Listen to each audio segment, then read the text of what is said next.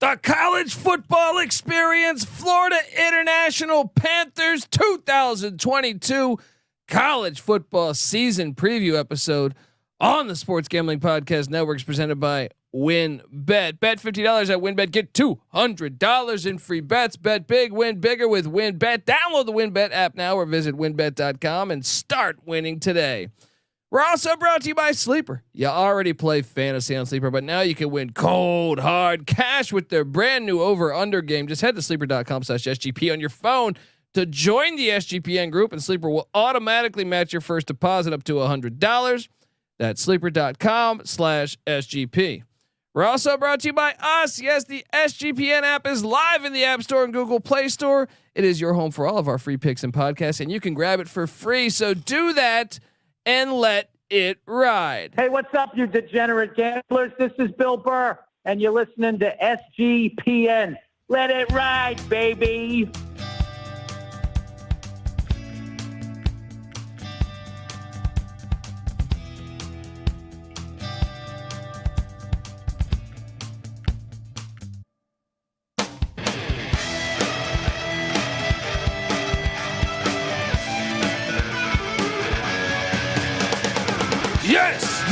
Yes. Woo!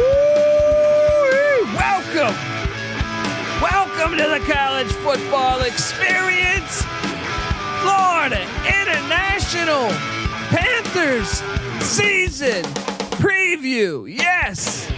My name is Colby Swiggin Database Dad, aka Pick Dundee. That's not a pick. This is a pick. Nobody knows nothing. Somebody knows. Double the price, but no one touches Dundee. Time to take a flight. Go to the airport. Take the flight. Subscribe on YouTube, people, as you will see the college football experience is theirs. We're breaking down all 131 college football teams with a solo podcast for each and every FBS team in the land. And also subscribe wherever you get podcasts. The college football experience. We're there. We're there. We've been rocking there for years. All right. I am joined by my co-host. Give it up for former JMU Duke defensive back, the burrito eating, sideline kiss stealing, wheeling and dealing, Patty C in the place to be. Hi. Oh yeah. See, this is the kind of music Florida International needs to like ingrain into their DNA. You know, this is just a school without a ton of history. You know, the airport though. 2002 is what I'm seeing as the beginning of this team's history with Don Strock, former Miami Dolphin and Cleveland Brown and Indianapolis Colt. Geez, they had a lot of tough seasons at the beginning there, didn't they? Don Strock was a Virginia Tech Hokie too. Oh, so man. He came down there to South Florida. Yeah. So after a 5-6 first year independent, they went 0-10, then 0-7, then 0-6, then 0-12, and then your savior Mario Cristobal came in and they went 1-11. I think they had some wins during those seasons. They just vacated wins for 3 straight seasons. Yeah. That's South Florida football. That's what they do. But then a legit 0-12, followed by a 1-11 under our favorite Miami guy, and then 3-9, 7-6, 8-5. So Cristobal did get them to 2 bowls. There you go. But then those final year back to 3-9. Then Ron Turner, brother of Norv, comes in. One of them, that right? Yeah, 1-11, 4-8, 5-7, 4-8, and then Butch Davis, the best coach they've ever had. Patty C. Comes in 8-5, 9-4, 6-7, 3 straight bowl games. Yeah. Before the wheels 5 and then last off. Year's debacle. What do you make of this program? I like the airport. You like talking airport football? I feel like they missed an opportunity to beat the Jets here. They should have been the Florida International Jets. That's true. The Panthers. What do you like? You want to be Miami here? Is that where the Florida Panthers? I think they're out of Miami, right? Yeah. Yeah, and is there a lot of Panthers down in South Florida that I don't know about? But buddy, I mean, you look back at this program. I'll even go back to as far as you know, they've struggled, right? They've struggled. They got housed by Kansas by 30 points. Not that, I mean, Kansas. Kansas hasn't beaten many teams by 30 points that long ago. It wasn't last year. This was a while ago, but I mean, 2002 they started. Did they go straight to the FBS level, or what was their? Yeah, path? I think so. They had to be an independent for a little bit, but yeah, 3 years as an independent, but they went before joining the Sun Belt in 2005. But they just went straight for it. they went straight for it. Shout out to them. I admire Yeah. their tenacity and their ambition there, but it's been a bit of a tough road. But they're kind of like making it there. I'm looking to see if they've scored any Power 5 wins besides the obvious. I know the obvious. Would they beat Louisville in 2011? Nice. They beat UCF that year as well. Soon to be a Power 5 win.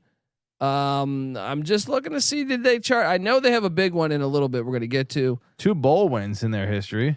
Yeah, I mean, the airport is the airport a sleeping giant, Patty C? Oh, well, you would think, I mean, anytime you putting a fence around Miami is not going to happen. You have the Hurricanes there. I think Florida Atlantic, for whatever reason, has a kind of an advantage here. I hate to tell you, Panthers fans, but you're number 3 in the Miami-Dade general area here. But maybe you could overcome the Owls. They bit UCF a couple times. Wow, really? 15-14 in 2015. Got that dub. Found a way to get that dub. But as far as Power 5 wins, I feel like they're clinging to Louisville. You can be the number 3 team in the city of Miami and still get a considerable amount of talent, even with the likes of Alabama coming and rating the top talent. Like, the trickle down effect leaves you in a pretty good state. And we'll talk about it later. That's reflected in the recruiting rankings. Well, I can tell you this. It was not that long ago, Patty C. 3 straight bowl games. They were starting to build something. It was the year 2019, and they beat the Miami Hurricanes. Oh, man. Just 3 years ago. FIU had one of the greatest moments in recent college football history with their brawl with the Miami Hurricanes. That's always great. Yeah. We encourage more fights. Yeah. We like to see that. Miami football being portrayed at its best. But they beat the Miami Hurricanes. I mean, that's pretty crazy. It was only 3 years ago. That's a fucking terrible loss for the Hurricanes. That is. And so they have. I didn't go back all the way, but since 2008, yeah, they have 2 Power 5 wins: Louisville and Miami. That's satisfying in a certain way.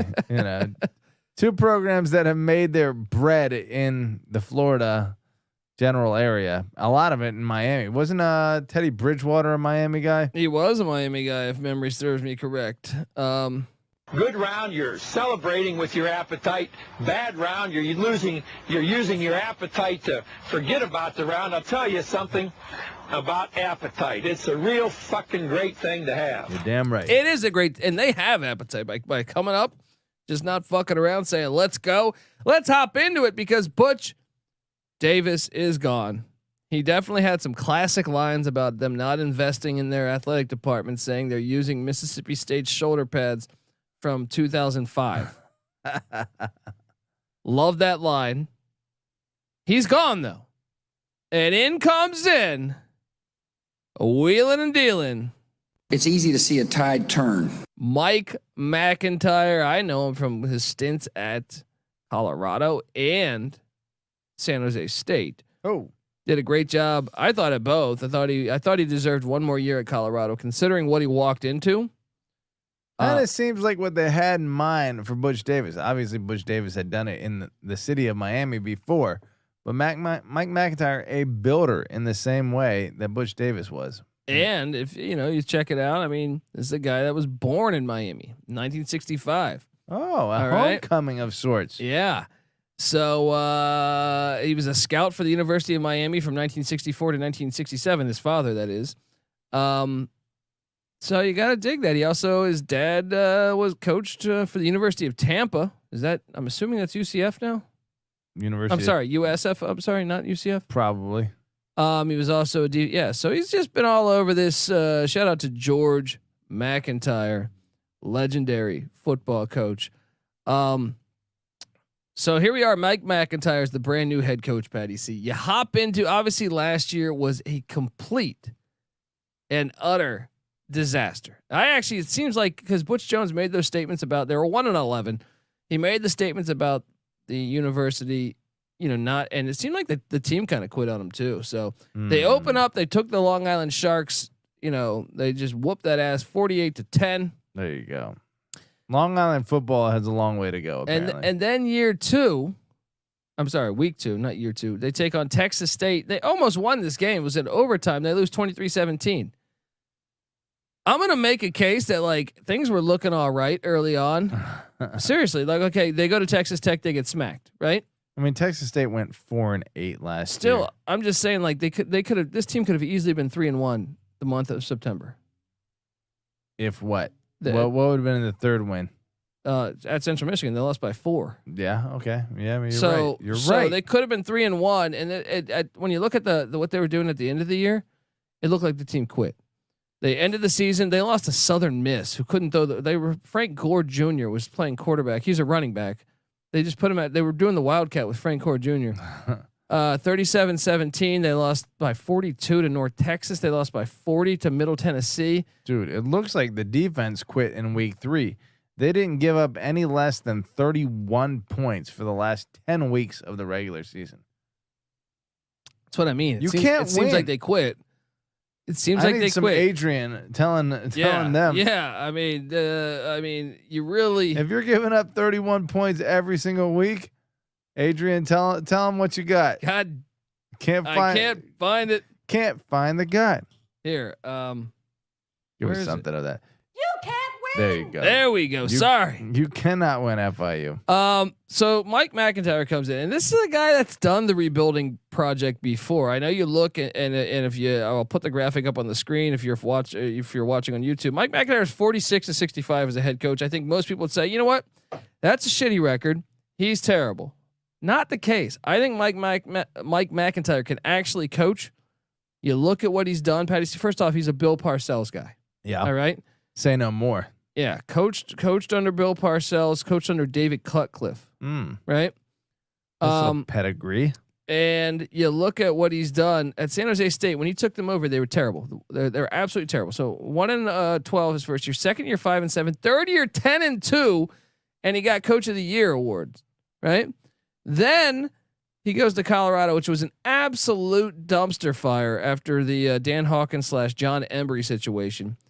4-8, 2-10, 4-9. Then boom, 10-4, and I think that was like a top 10 finish, or maybe top 12. 15 in the coaches. Okay. Yeah. Okay. Well, that's after they lost the ball game. Right? Yeah, you're right. Then the 5-7 and 5-6. I thought he deserved a third year considering what he walked into. Right. I mean, National Coach of the Year in 2016. Yeah. I thought he deserved a third year from the 10-4 season. I still feel like he's taken 2 programs that were absolute dog shit and turned them into 10-win teams. Yeah. He didn't maintain it the entire time at Colorado. He built it and then he slipped. Okay. And so there is a little bit of a question as to sustainability. What is Mike MacIntyre? We know he can build a program. Can he maintain it for most years? That has yet to be seen. We will see. I'm sure FIU is fine with him building it. I know at Colorado is more to the story. He wanted to retain Jim Leavitt. I think Colorado has something within their state laws that their assistants can only get paid a certain amount of money. And then Jim Leavitt went to Oregon. We saw what Mario Cristobal might want to send a Christmas card to Jim Leavitt for running those defenses and having them really fucking good. So anyway, let's hop into it. David Yost is the OC, Patty C, and I know you like this guy. Brand new OC. I mean, this is the first time I saw a picture of this dude, but he looks like a beach bum that's maybe been smoking weed for the last 30 years. And that is nothing wrong with that, but fits right in at FIU, you would think. He's been coaching since the 80s. All right, he was at Tiffin University. Does Tiffin University still play football, Patty C? I'm not sure, but I'm pretty sure he was smoking weed while he was there. Well, hopefully they are, because more schools need to play football because it's the greatest thing on the planet. Yeah. Toledo, he was with Gary Pinkel at Toledo in the mid '90s when they had Wasan Tate at running back. There's a pull for you. Nice. Then he went to Missouri, followed Gary Pinkel to Missouri. Their years when they had Brad Smith and Chase Daniel and all those, right? He was at Missouri all the way up until 2012.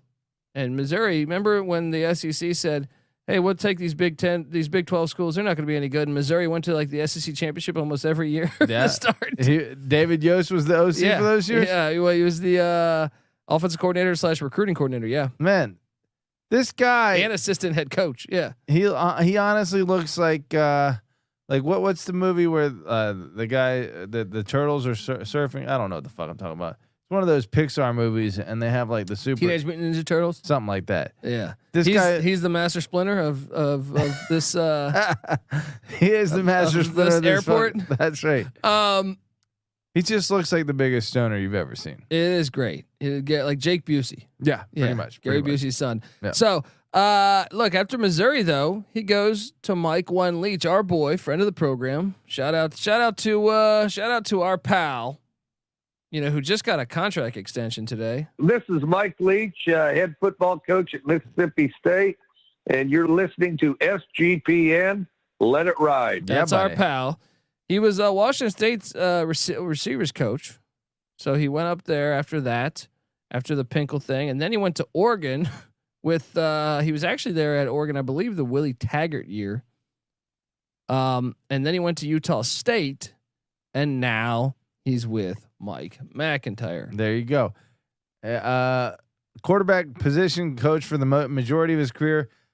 Coaching standouts like Brad Smith, Chase Daniel, and Blaine Gabbert. Are we about to see about Blaine? Yeah, FIU. As well as Justin Herbert and Jordan Love. That's at true. Utah State. This dude is a quarterback guru at Florida International.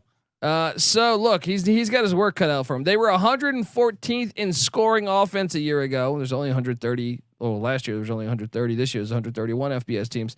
119th in rushing offense, Patty C. That's not good for business. 30th in passing offense, but charting overall at 93rd in total offense.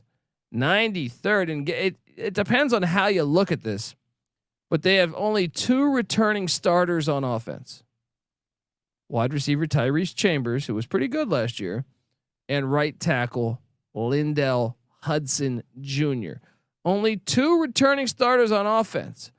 So two. That's pretty fucking bad. But that's tough. College football 2022, when a coach leaves, half the team leaves. He brings in, if he's from another school, he bring in some guys. Anyone that's got any decent chance of getting big shine is leaving with the coach to his new spot. But what I do think happened here, we're going to talk defense in a second. We're going to talk transfer portal and the schedule and everything and recruiting. But the running back situation, I think EJ Wilson or Lexington Joseph will get the start. And at quarterback, Mike MacIntyre's a David Cutcliffe guy. Gunnar Holmberg was Duke's starting quarterback a season ago and the year prior. And Cutcliffe, I think, made that phone call to MacIntyre. So he is transferring it. I'll get more onto the portal in a second. But defensively, Jovan Dewitt. Do it.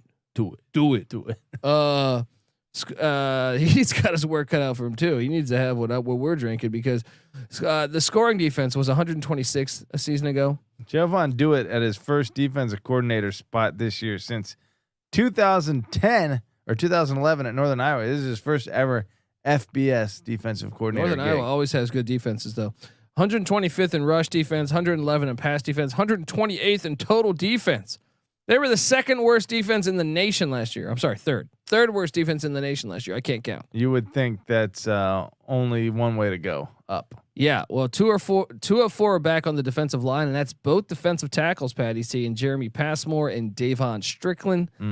They're breaking in a brand new set of linebackers and just 1 of 5 back in the secondary. That's Pierce Withers. You look at the first team, you read so many different publications that try to project the first team offense in the Conference USA. You see a lot of, you see Tyrese Chambers on a lot of publications, first team offense, the wide receiver, also tight end Rivaldo Fairweather. some pass catchers, some legitimate. Great last name. Sure, he's a fan of the Yankees, Cowboys, Red Sox, Lakers, and yeah. Third team offense, the running back Lexington Joseph, which I don't know that he'll start. He's got a porn star name. Yeah, Lexington Steel, obviously. Yeah, but Lexington Joseph, close enough. Lindell Hudson, also the guard. I'm sorry, the offensive lineman, the right tackle. Also, Davon Strickland getting on some all conference defense that love. Same with linebacker Donovan Manuel and Gathan Bernadell. Jeez, I can't talk. Decent linebacking core. For them not starting last year, you gotta like that, man. So we'll talk portal. We'll talk recruiting. We'll go game by game. Shout out to the graphics team. They gave us this sweet ass graphic for subscribe on YouTube. Once again, College Football Experience. All right, folks. But before we get there, I gotta get us paid. I want to tell you that the College Football Experience Florida International Airport style is brought to you by WinBet. Bet $50 at WinBet. Get $200 in free bets. Bet big, win bigger with WinBet. Download the WinBet app now or visit winbet.com. That's WYNNBet.com and start winning today. We're also brought to you by Sleeper. You already play fantasy on Sleeper, but now you can win cold hard cash with their brand new over/under game. Just head to sleeper.com/SGP on your phone to join the SGPN group, and Sleeper will automatically match your first deposit up to $100. That's sleeper.com/SGP. We're also brought to you by IP Vanish. Did you know that browsing online using incognito mode doesn't actually protect your privacy? That's right. Without added security, you might as well be giving away all your private data to hackers, advertisers, your ISP, and other prying eyes. That's why here at here at the SGPN studios, I'm going to cough. Here at the SGPN studios, we use IP Vanish VPN to make it easy to stay truly private and secure on the internet.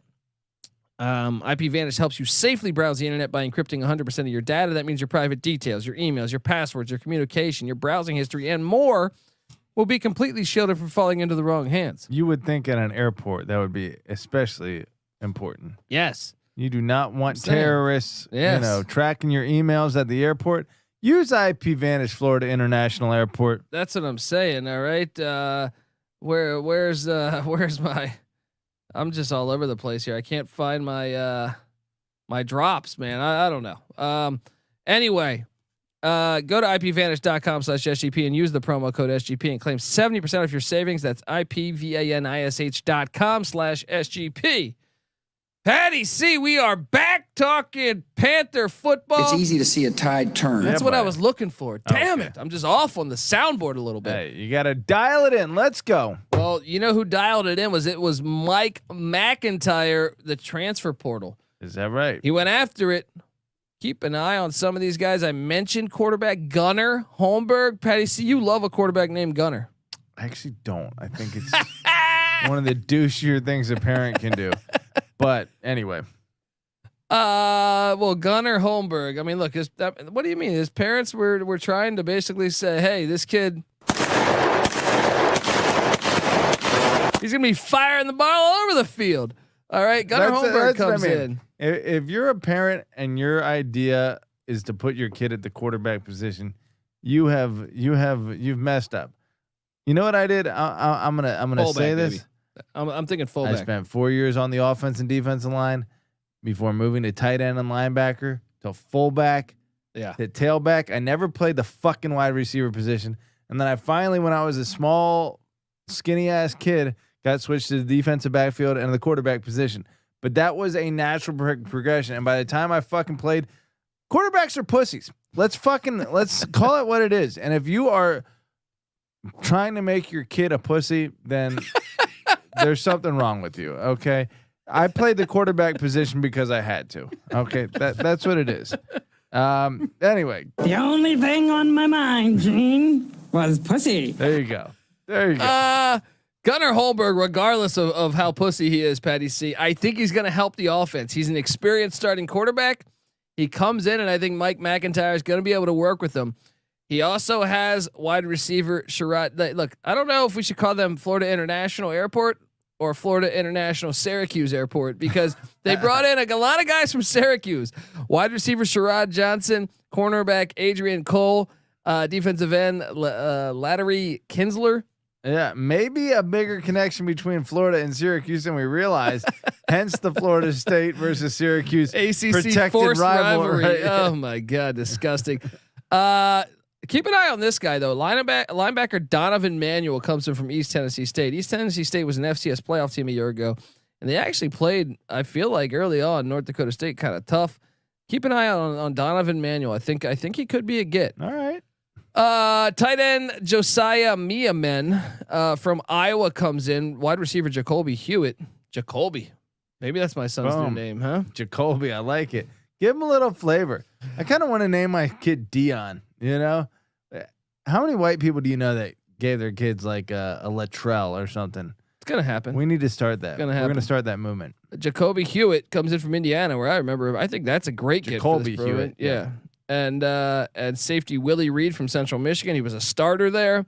Cornerback Henry Gray from Nebraska. Wide receiver Randall St. Felix from South Florida. Another great name.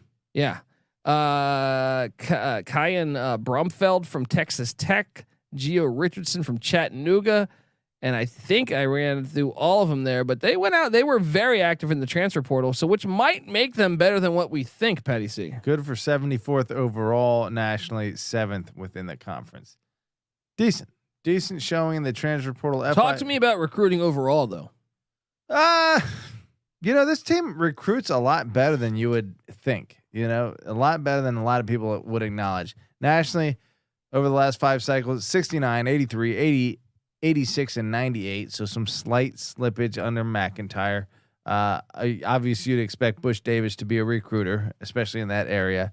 Within the conference, that's been good for 1-6. Are you a recruiter if you give someone a car? That's quote recruiting. That's recruiting down in Miami. The Nevin Shiro. That's standard. How fucking hilarious is it that like down in Miami, they've been slapped with like sanctions every time they've come up, which has basically been why they've come up. And now that NIL is happening, they're signing everybody. This fucking recruit, this booster can't help himself. He's like basically spitting in the face, like testing. The NCAA is down there, and he doesn't give a fuck. Yeah, because he went through his own law firm. Yeah, he's doing it.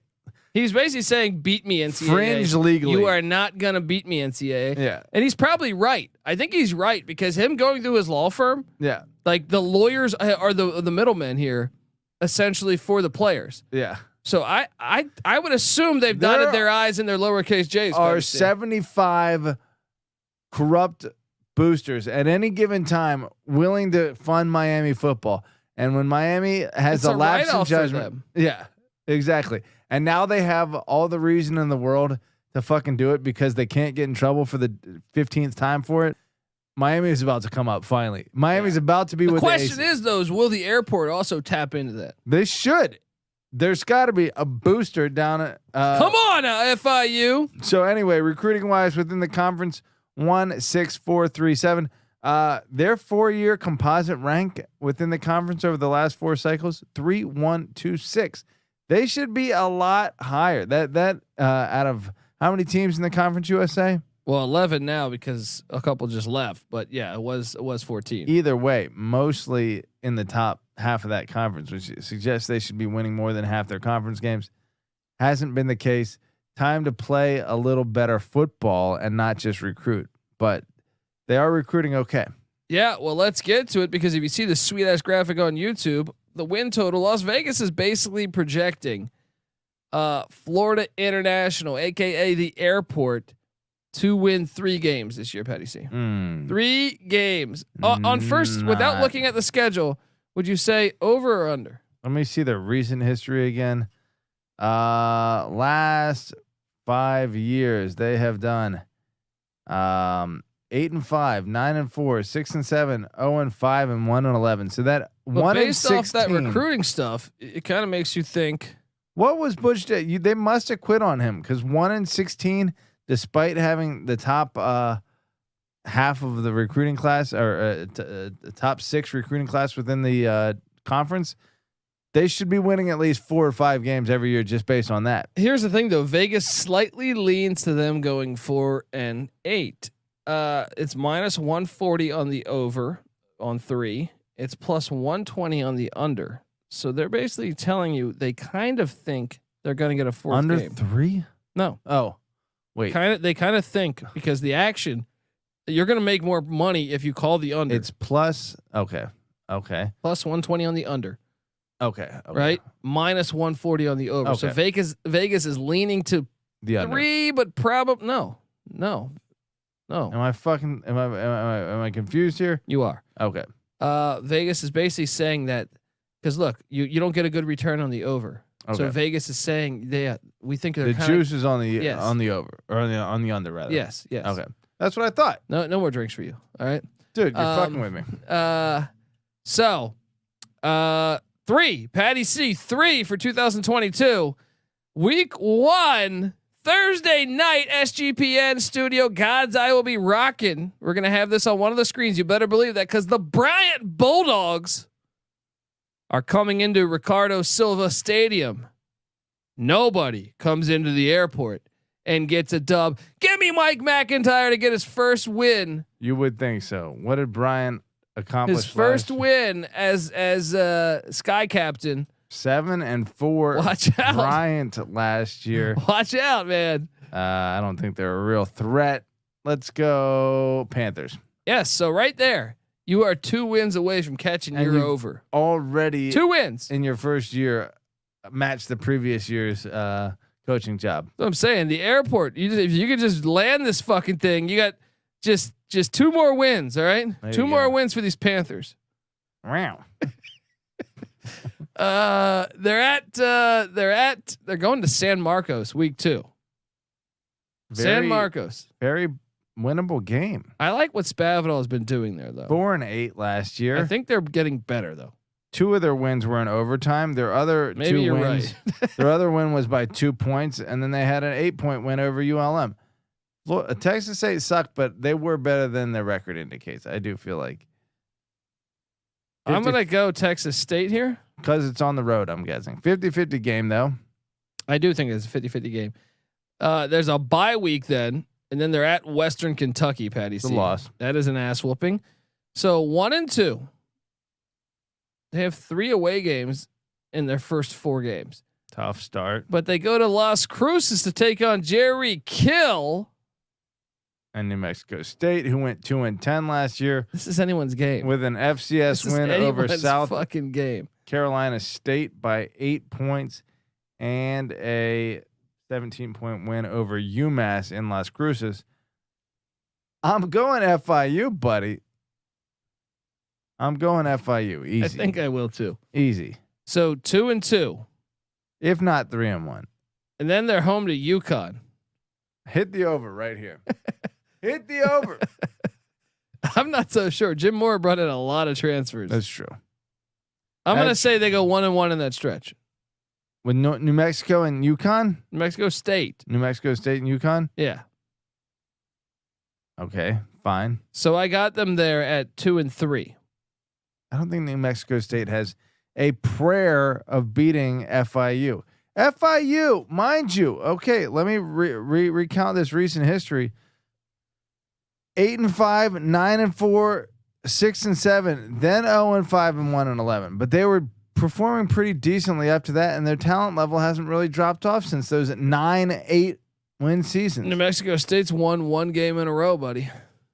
All right. So Look, I actually think it's UConn that will beat them. I'm saying 3-2. I'm saying 3-2 Okay, so after you're saying 5. you're already pushed. I'm already pushed. I'm saying 2-3.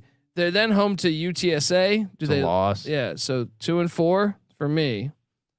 At Charlotte, I don't think they win that game. That's a coin flip, but No. I'll give it to Charlotte. Home to Louisiana Tech. That's a loss. I don't think they win that game. At North Texas. I don't like that it's on the road. Yeah, I'm gonna go North Texas. Okay.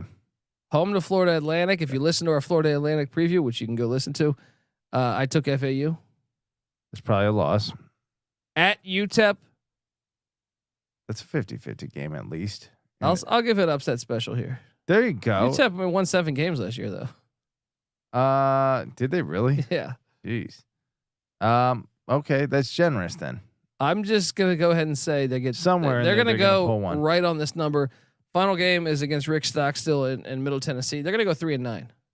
I got him at 4-8, if not 5-7. You're feeling good about it. Look, the airport. Mike MacIntyre is a great fucking coach. Good things are gonna happen.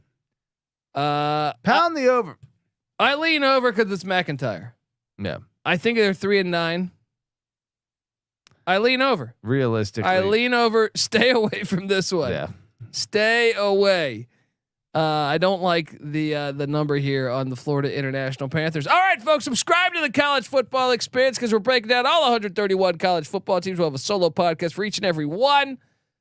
So subscribe, tell a friend. Hey, look, if you're swift enough, if you're smart enough, if you're good enough to give us a 5-star review on iTunes, take a screenshot.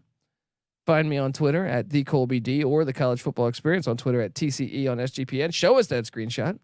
We'll send you a College Football Experience t-shirt. This brand new logo right there. Look at that logo. Fly. Patty C's on Twitter at Patty C831. I want that pennant hanging in my We got to room. get that pennant. We got to talk to a pennant guy. Yeah. Pennant guy. Patty C's on Twitter at Patty C831. NC Nick's on Twitter at NC_NICK. We are the College Football Experience. Subscribe to the Sports Gambling Podcast as well. They're already doing NFL stuff. You got to jump in and check out what they're doing. Props, fantasy football drafts, everything you can think of, win totals. So check out the Sports Gambling Podcast. Check out all of our other platforms. We also host the College Basketball Experience. We also host the USFL Gambling Podcast and the College Baseball Experiences. That was a fun season. So that's us, but also our whole crew, SGPN. We handle everything. Golf Gambling Podcast, NBA Gambling Podcast, Notorious OTB horse racing, Zed Run for the digital horse racing with Scott Bowser, our boy. So, and there's a ton more. Just get the SGPN app. It's free to download in the App Store or Google Play Store. And get that app. And then I think you'll dig all of our stuff. Check out the Slack channel, Sports Gambling Podcast as well. And Patty, see anything else to say about the airport? Hey, I want to see you guys take a step forward here. Buckle up. Really, what I want to see you do is beat Florida Atlantic. Let's see if Mike Mac and his coaching chops are up to the job. That's what I'm talking about. So this is your captain signing off. We're at 400 feet, and what else do they say in that thing? Cruising, cruising altitude. That's right. Cruising altitude into 3 wins. Shout out to Mike MacIntyre, and remember to tip your stewardess. All right, folks, this is the College Football Experience. Let's fly on out of here with the airport. FIU. You better start thinking about yours, and we out of here.